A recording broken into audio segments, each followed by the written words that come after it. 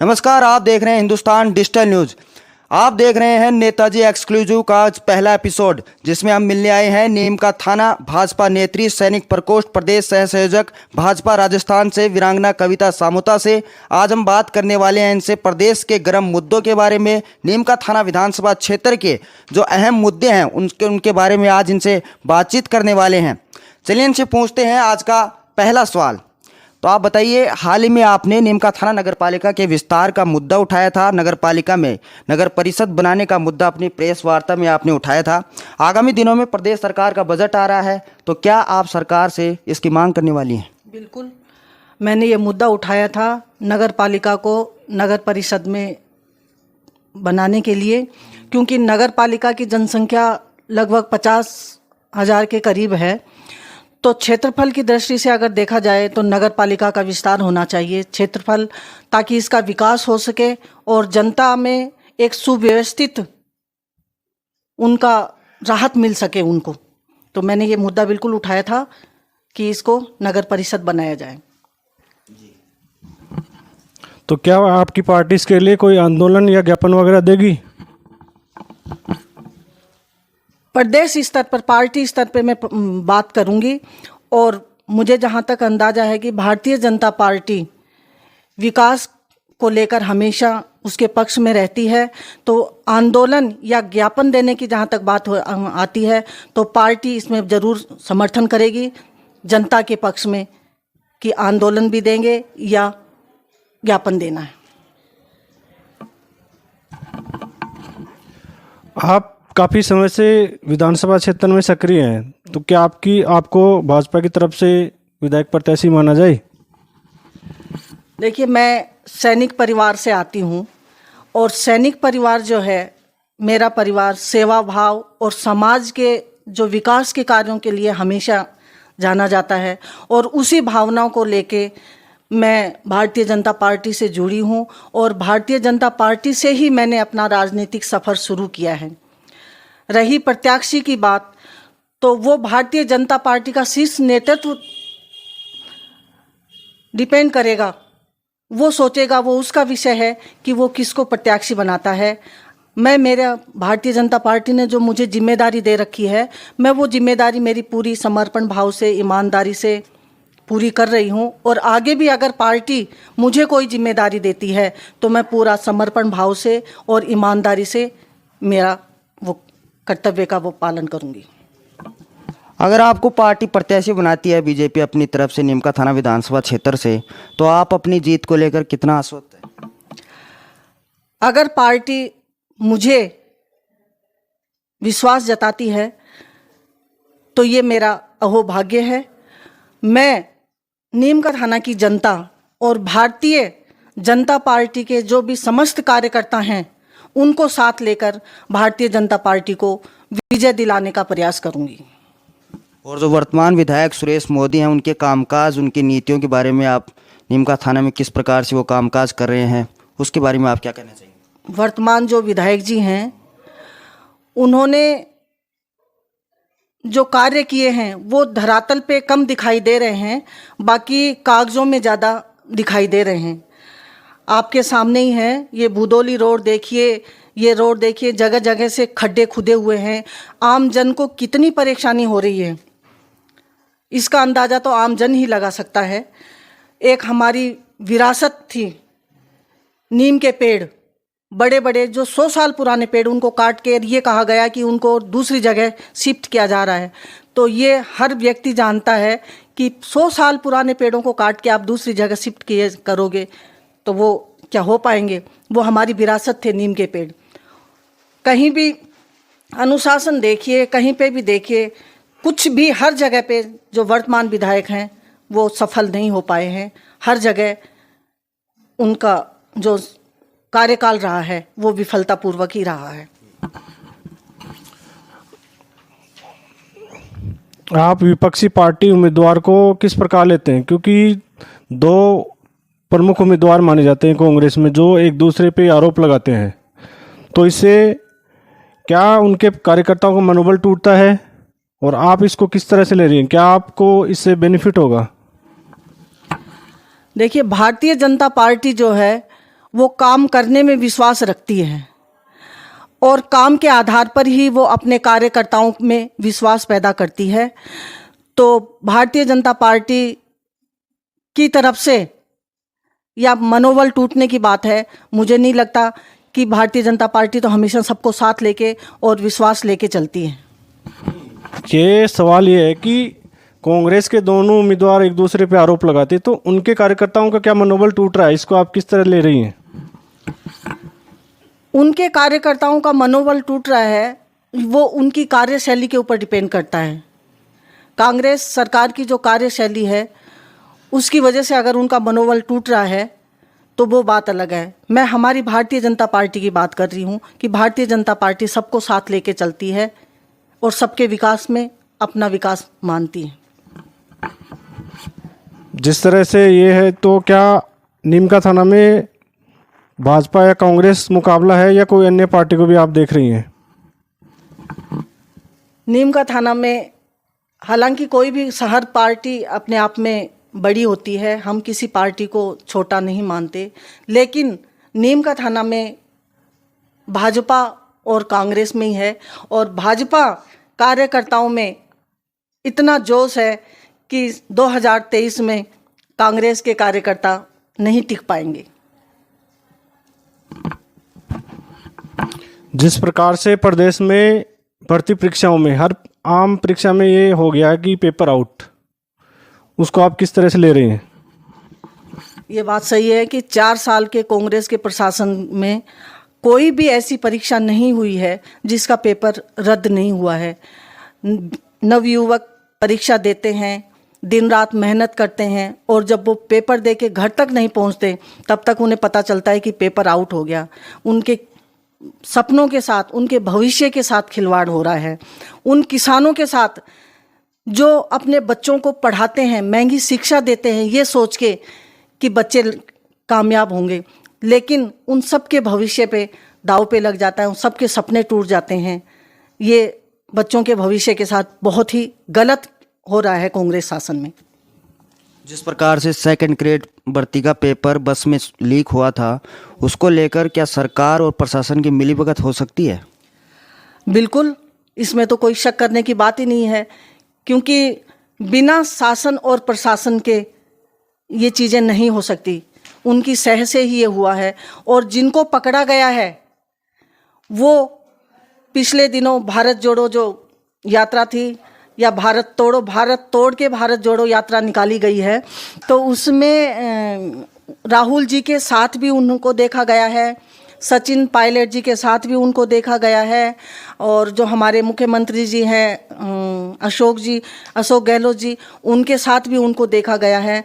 तो इसमें कोई शक की बात नहीं है कि जिन्होंने ये सब किया है वो सब उनकी सह से ही हुआ है।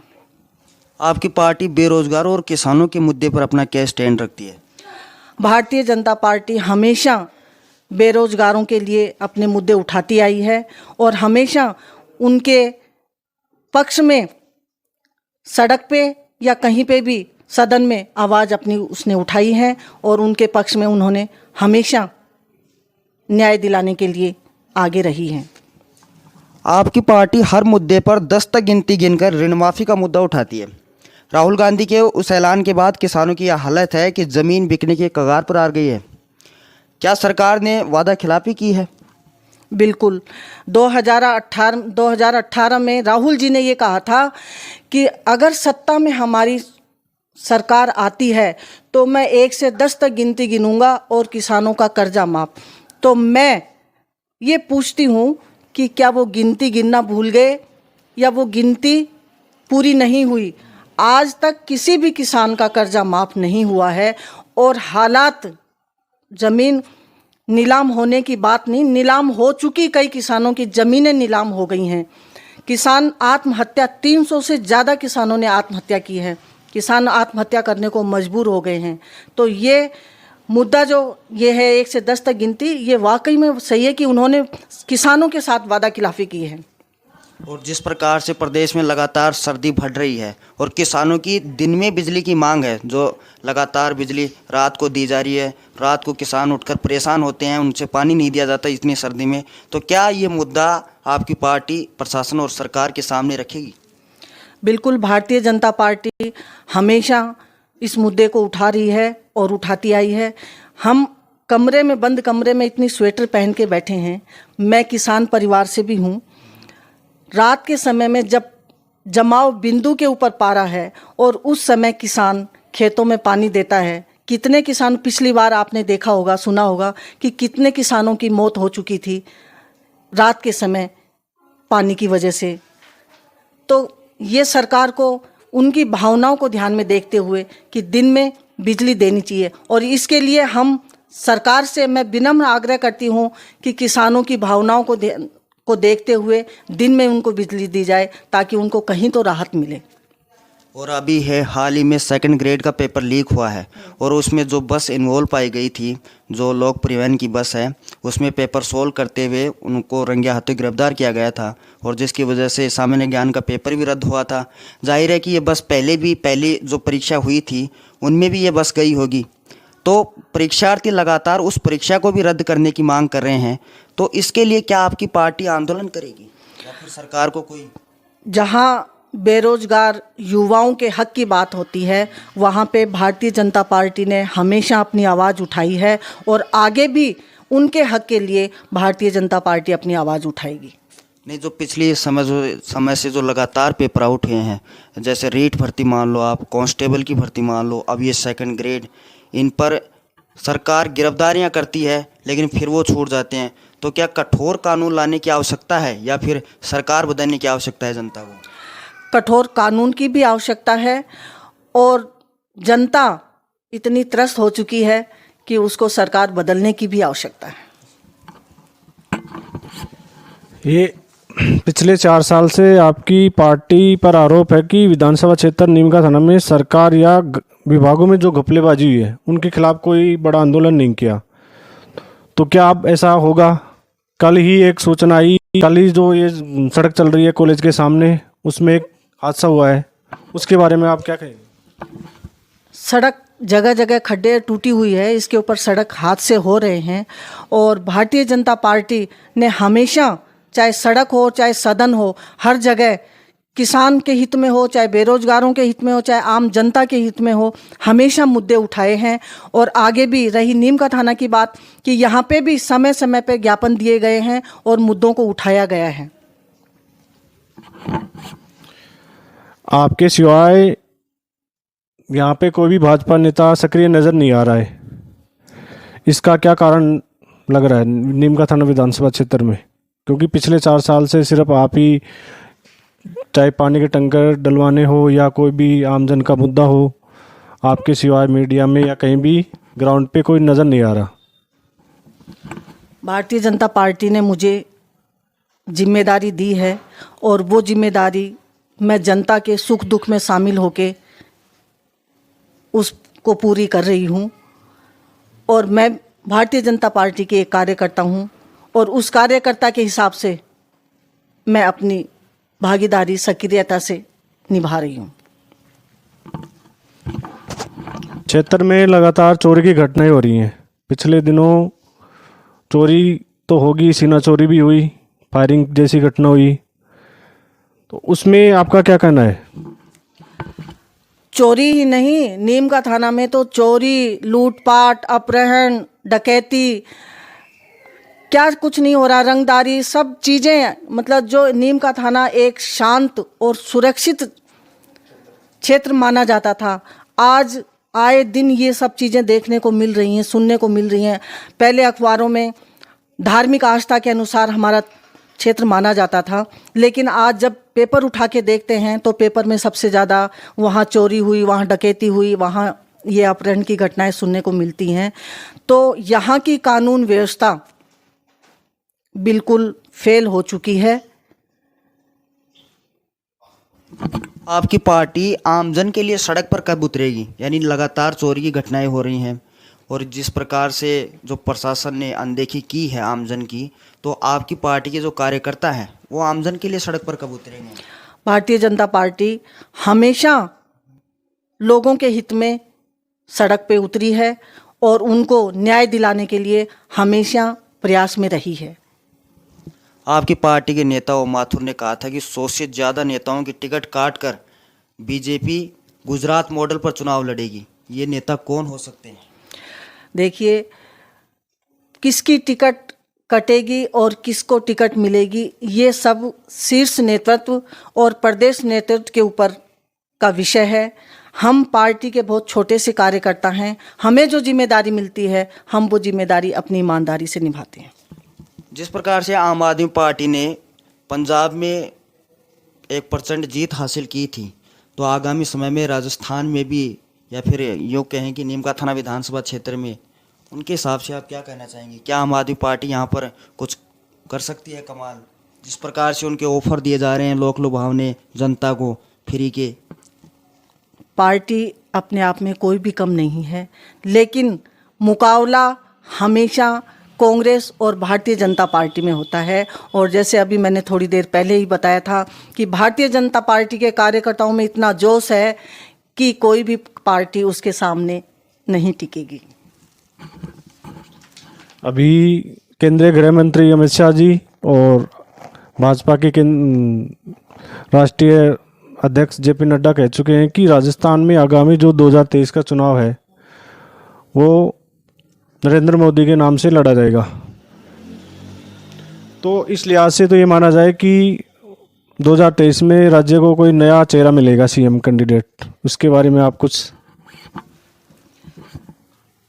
हमारे जो शीर्ष नेतृत्व ने कहा है कि आगामी 2023 का जो चुनाव है वो हमारे सर्वमान्य और लोकप्रिय जो प्रधानमंत्री हैं नरेंद्र जी मोदी जी के नेतृत्व में, तो ये स्वाभाविक है कि हमें हमारा इससे अच्छा नेतृत्व और क्या मिलेगा कि हम उनके नेतृत्व में 2023 का चुनाव लड़ेंगे। प्रदेश में गहलोत जी कह रहे हैं कि वर्तमान सरकार रिपीट होगी, आप क्या कहना चाहेंगे? प्रदेश में 4 साल में गहलोत जी सरकार के जो जंगल राज, कुशासन, या यूं कहें तो कांग्रेस अपने 4 साल के शासन में हर जगह विफल हुई है और वो वापस रिपीट होने की बात कर रही है, तो ये तो इस चीज़ का तो आप ये सोचें। गहलोत साहब ने जैसे पिछले समय ओल्ड पेंशन स्कीम और जो गवर्नमेंट कर्मचारी थे उनके लिए रिटायरमेंट के बाद में पेंशन स्कीम शुरू की है, तो आप बताइए राजस्थान में 4.5 लाख कर्मचारी हैं लगभग, तो उस हिसाब से सरकार का रिपीट होना लगभग। सबसे मेन तो जो आम जन के मुद्दे होते हैं, उन मुद्दों के ऊपर, कानून व्यवस्था के नाम के ऊपर ये सरकार, किसानों के नाम पे, बेरोजगारों के नाम पे ये सरकार विफल हुई है। और कहते हैं ना कि जवान और किसान एक आधार और नींव होता है किसी भी देश और प्रदेश के लिए, और जवान और किसान को संतुष्ट करने के लिए ये सरकार विफल रही है, तो ये सरकार रिपीट।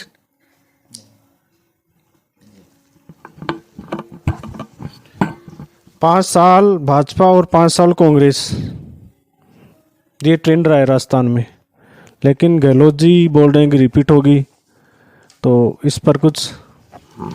ये बात सही है कि 5 साल कांग्रेस और 5 साल भारतीय जनता पार्टी रहती है, लेकिन अब की बार 2023 से लगातार भारतीय जनता पार्टी ही रहेगी। ये ट्रेंड आगे नहीं बदलेगा, क्योंकि कांग्रेस सरकार हर जगह अपनी वादा खिलाफी की है, हर जगह नाकाम रही है। तो 2023 में कांग्रेस के मात्र इतने ही विधायक आएंगे कि वो अपने एक गिनती के अनुसार, भारतीय जनता पार्टी एक पूर्ण बहुमत के साथ, प्रचंड बहुमत के साथ 2023 में आएगी और हमेशा आगे आने वाले कुछ वर्षों तक भारतीय जनता पार्टी ही रहेगी।